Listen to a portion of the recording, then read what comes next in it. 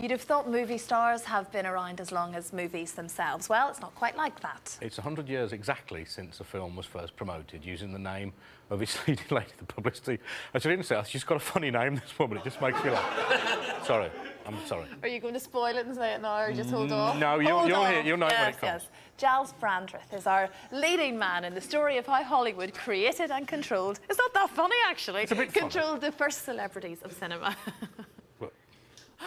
In 1910, the face of Florence Lawrence was known around the world, but her name wasn't. She was known as the Biograph Girl, the name of the film studio she worked for. This was common. In the early years of cinema, producers feared that naming their stars would make them more famous and would mean they'd start demanding more money. Then film producer Carl Lemmel realized the marketing benefits of having a famous name. He signed up Florence and leaked a rumor that she'd been killed by a streetcar before dramatically revealing a month later that she was still alive. The ruse worked. Florence Lawrence became a household name and a star was born.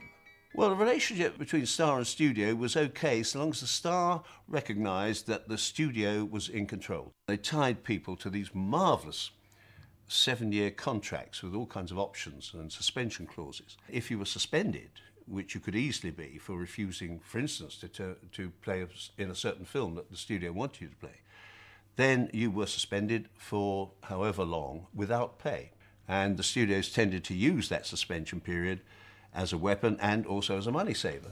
In 1919, 5 leading Hollywood actors, fed up with studio control, including Charlie Chaplin, Mary Pickford and Douglas Fairbanks, formed their own autonomous company to give stars a say in production. But most Hollywood actors were still hired hands, and the studios controlled every aspect of their personal and professional lives. They were expected to reflect the image they projected off-screen as well as on.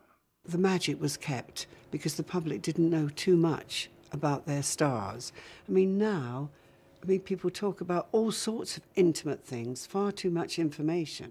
The studios would look after their stars in everything, they were looked after and pampered very much the same way that Premier League footballers are nowadays, and everything was done for them. I think the best of it was that it made movies that last to this day. Gone with the Wind, The Grapes of Wrath, all sorts of wonderful movies. The worst of it was being what was considered a young, pretty, if one wasn't careful, available girl. It was common for studios to arrange the contractual exchange of talent between themselves. But as the talkies took control, so did certain stars. A handful of the boldest and the best decided to challenge the studio system. Olivia de Havilland and Betty Davis both sued their studios to be free to speak their minds. And Marilyn Monroe famously walked out on Fox and only returned when they agreed to her contractual demands. With competition from TV and entire studios changing hands, the star system itself began to falter. It could no longer resist the changes happening in the entertainment industry, and by 1970, it was gone.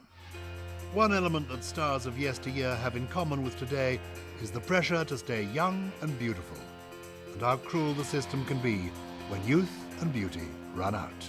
In 1938, Florence Lawrence was found dead, having swallowed a lethal mixture of cough syrup and ant poison. The world's first film star finished up a forgotten figure struggling to find bit parts.